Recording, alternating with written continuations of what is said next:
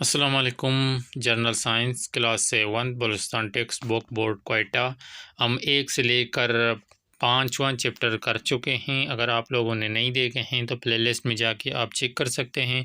आज हम चैप्टर 6 करने जा रहे हैं। तो ये वीडियो हम मखसूस जो टीचर जॉब्स आए थे उनकी तैयारी के लिए बना रहे हैं, और हमारा जो वीडियो है फुल एक्सप्लेन के साथ है। हम जो एमसीक्यूज़ कर रहे हैं, बाकी वो ऑप्शन बता के इस तरह नहीं, इस तरह ज़हन में नहीं बैठेंगे। तो हम मुकम्मल तौर पर आपका ये जो एमसीक्यूज़ है ये एक्सप्लेन कर रहे हैं, इसको प्रूव कर रहे हैं। आप एक बार ये वीडियो देखेंगे, मैं ये गारंटी देता हूँ कि आप दोबारा ये चीज़ नहीं बोलते हो किसी भी एग्ज़ाम में। अगर आपका ये जनरल साइंस काम आएगा, यही बेसिक चीज़ सारे एग्ज़ाम में काम आएंगे। एक मरतबा आप इस वीडियो को देखेंगे तो इस तरह हम डिटेल से इसको डिस्कस कर रहे हैं, तो ये आप कभी नहीं भूलोगे। एमसीक्यूज़ तो आपको ये जनरल साइंस के एमसीक्यूज़ तो आपको तो एंड बुक पे भी मिलेंगे, अलशुदा एमसीक्यूज़ मिलेंगे, और दूसरे चैनल में वीडियो भी आपको इस तरह का मिल जाएगा, और ये आप नेट से भी चेक कर सकते हो, मिल जाएगा। मगर वो खाली ऑप्शन पे क्लिक है, मगर हम क्या कर रहे हैं, मुकम्मल तौर पर डिफाइन कर रहे हैं। तो इससे ये फ़ायदा है कि आप एक मरतबा इस वीडियो को देखेंगे, इस चैप्टर को देखेंगे, फिर आप पूरी ज़िंदगी में नहीं भूलोगे, क्योंकि आपका जो कंसेप्ट है वो क्लियर हो रहा है। तो हम जितने भी वीडियो मैंने अपलोड किए हैं, हमने कोशिश किया है कि आप लोगों का कंसेप्ट क्लियर हो, ताकि आप एग्ज़ाम में, किसी भी एग्ज़ाम में ये आप ना भूलें, और इंशाल्लाह आप ना ही भूलोगे। तो चैनल को सब्सक्राइब ज़रूर करें, लाइक करें, शेयर करें, ताकि हम मज़ीद इस तरह के वीडियो अपलोड करें। तो चलो शुरू करते हैं चैप्टर 6 से। चैप्टर 6 है स्ट्रक्चर ऑफ एन एटम।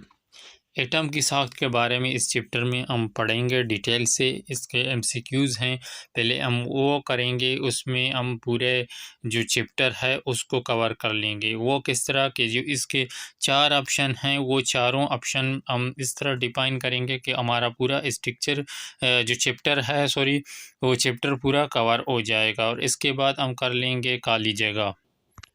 तो फर्स्ट हमारे पास एमसीक्यूज़ हैं। Identify the correct answer. Correct answer को पहचाना है, जो सही आंसर है उसको पहचाना है। तो हमारे पास पहला एमसीक्यूज़ है नंबर 1 पे, the lightest particle of the atom. तो एटम का लाइटेस्ट पार्टिकल यानी कि हल्का तरीन जो बिल्कुल लाइट है वो कौन सा है। तो इसमें हमारे पास 4 ऑप्शन हैं। पहले न्यूक्लियस है। न्यूक्लियस एटम का मरकज़ है, जिसमें तीनों जो पार्टिकल हैं एटम के वो पाए जाते हैं। तो कौन से हैं तीनों पार्टिकल? प्रोटॉन है, इलेक्ट्रॉन है और न्यूट्रॉन है। जो प्रोटॉन है वो उस पे मस्बत चार्ज होगा, जो इलेक्ट्रॉन है उस पे मनफी चार्ज होगा, और जो न्यूट्रॉन है उस पर किसी किस्म की चार्ज नहीं होगा। तो प्रोटॉन और न्यूट्रॉन न्यूक्लियस में मौजूद होते हैं एटम के, और इलेक्ट्रॉन जो होता है वो शेलों पर मौजूद होता है। तो इसका करेक्ट ऑप्शन इलेक्ट्रॉन है, और सी पे इलेक्ट्रॉन हल्का तरीन यानी कि लाइटेस्ट पार्टिकल है एटम का, और इसमें जो प्रोटॉन है वो 1836 गुना इलेक्ट्रॉन से भारी है। नंबर 2 पे हमारे पास एमसीक्यूज़ है। What has the maximum number of the electron in the third shell M around the nucleus.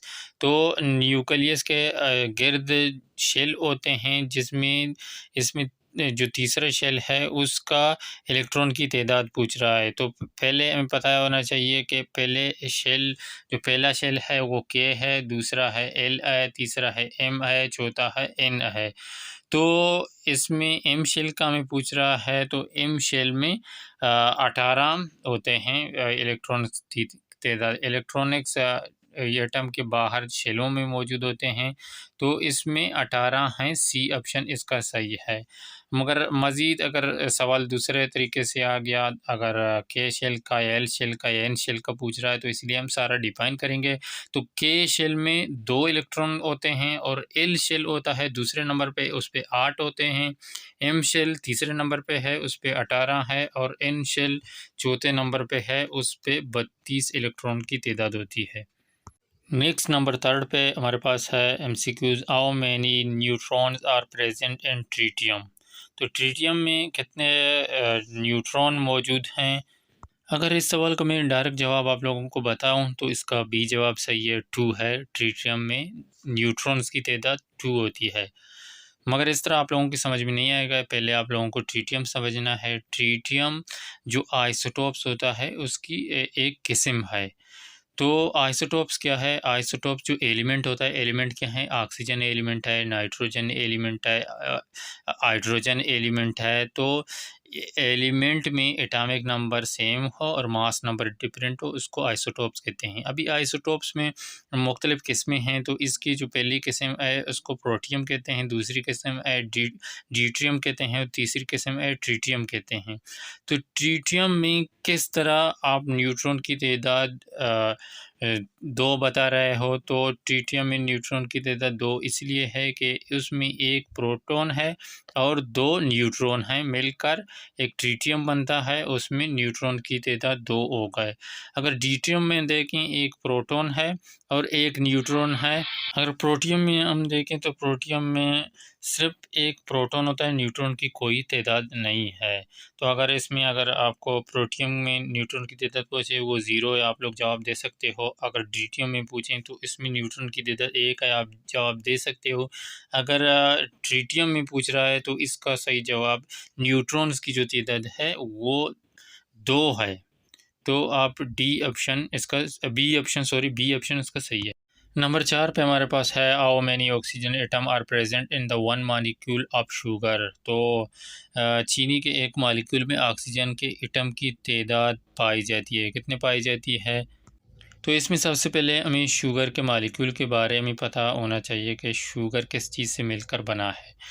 तो शुगर 12 जो कार्बन के 12 एटम हैं, जो हाइड्रोजन के 22 एटम हैं और जो ऑक्सीजन है उसके 11 एटम से मिलकर बना है। तो C12H22O11 है उसका केमिकल फार्मूला। तो अभी आप लोगों को पता चल गया होगा कि उसमें ऑक्सीजन की तादाद कितनी है। तो O पे कितना था? ऑक्सीजन पे 11 था। तो इसका सही ऑप्शन है B11। नेक्स्ट नंबर 5 पे है, what is the mass ratio of hydrogen and oxygen in the water. तो पानी में हाइड्रोजन और ऑक्सीजन के दरमियान बलियाज़ कमियत नस्बत क्या है? तो इसमें यानी कि रेशो में मालूम करना है हाइड्रोजन और ऑक्सीजन के दरमियान। तो हाइड्रोजन 1 है और वाटर का जो पानी का है H2O है। तो हाइड्रोजन 1 और 2 ऑक्सीजन से मिलकर बना है, तो 1:2 इसका सही जवाब है ए पे। नेक्स्ट पोर्शन है, fill in the blanks with the suitable word. तो एक अच्छी वर्ड से खाली जगह पुर करने हैं। तो पहला हमारे पास खाली जगह है, the fundamental particle of the atom are dash dash and dash.